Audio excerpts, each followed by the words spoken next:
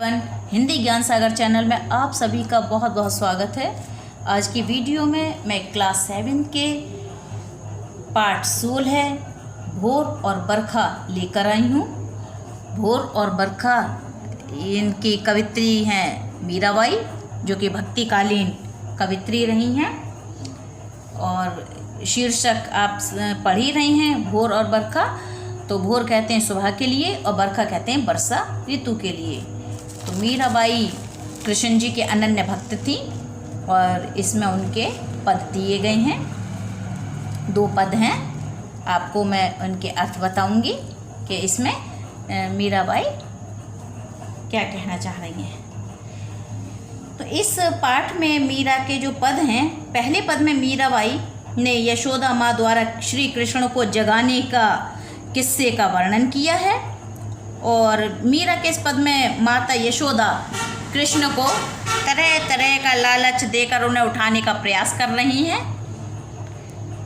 और दूसरे पद में मीरा ने सावन के महीने का बड़ा ही सुंदर चित्रण किया है, और साथ ही इस पद में उन्होंने कृष्ण के प्रति अपने प्रेम का वर्णन भी किया है। तो आइए पढ़ते हैं। जैसा कि मैंने हर बार बताया है, कविता के अर्थ लिखने से पहले हमें क्या करना होता है। सबसे पहले संदर्भ लिखना होता है, और संदर्भ में हम क्या क्या लिखते हैं। संदर्भ में सबसे पहले कि प्रस्तुत पंक्तियाँ हमारी पाठ्य पुस्तक बसंत के पाठ भोर और बरखा से ली गई हैं, और इनकी कवित्री का नाम है मीराबाई। इस तरीके की हम पंक्तियाँ बोलते हैं, लिखेंगे संदर्भ में, और फिर इसका भावार्थ इस प्रकार लिखा जाएगा। पहले लाइन पढ़ लेते हैं। जागो बंसी बारे ललना, जागो मोरे प्यारे, रजनी बीती भोर भयो है, घर घर खुले किवारें। तो किवारें किसे? दरवाजे के लिए कहते हैं। रजनी रात्रि के लिए कहते हैं, भोर सुबह के लिए कहते हैं, किवारें दरवाजे के लिए कहते हैं।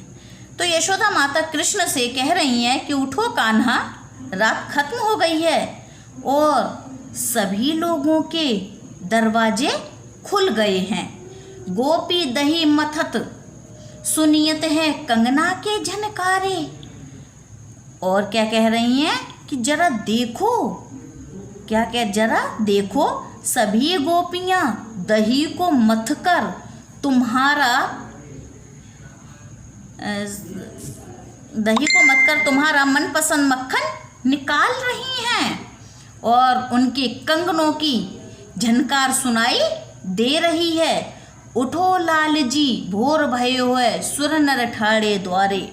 और हमारे दरवाजे पर देवता और सभी मनुष्य तुम्हारे दर्शन करने के लिए खड़े हुए हैं। ग्वाल बाल सब करत कुलाहल, जय जय शब्द उचारे, और तुम्हारे सभी ग्वाले मित्र हाथ में माखन रोटी लिए द्वार पर खड़े हैं और तुम्हारी जय जयकार कर रहे हैं। माखन रोटी हाथ में लीनी गौवन के रखवारे, मीरा के प्रभु गिरधर नागर शरण आया को तारे। तो क्या कह रही हैं कि माखन रोटी हाथ में ले रखी है, और जो गायों के रखवाले हैं वो गायों को चराने जाने के लिए तुम्हारा इंतज़ार कर रहे हैं। तो मीरा के प्रभु गिरधर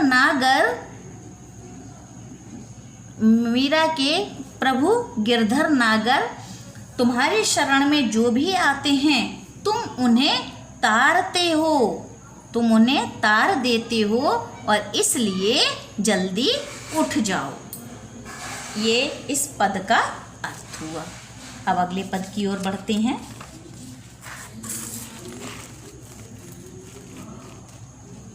बरसे बदरिया सावन की, बदरिया यानी जो हल्के फुल्के जो बारिश होती है, तो कहते हैं कि बदरिया बरस गई।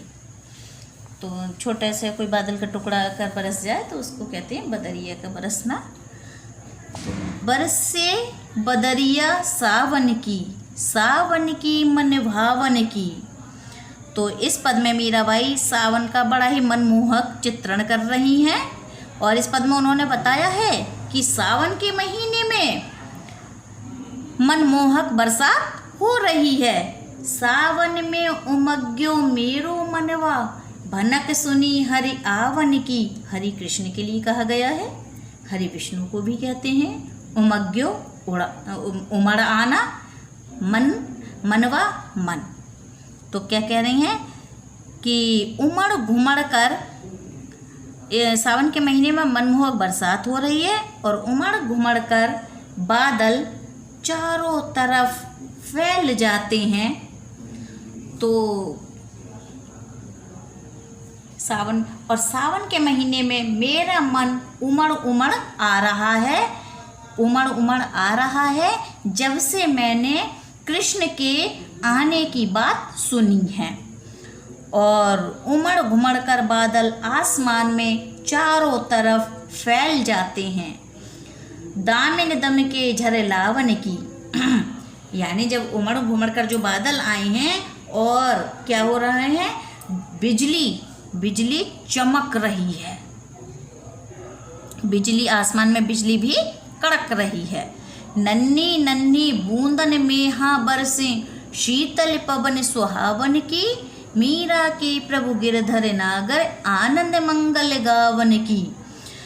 तो क्या कह रही हैं, और आसमान से बरसात की नन्ही नन्ही बूंदें बरस रही हैं, ठंडी शीतल पवन सुहावन की ठंडी हवाएं बह रही हैं, जो मीराबाई को ऐसा महसूस करा रही हैं मानो श्री कृष्ण खुद चलकर उनके घर आ रहे हैं।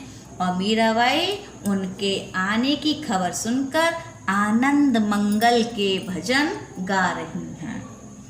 तो इस पद का ये अर्थ हुआ और इस प्रकार इस प्रकार आपका ये पद आपको समझ में आ गए होंगे और पद समझ में आए हैं। अगली वीडियो में मैं इनके प्रश्न उत्तर लेकर आऊँगी। धन्यवाद।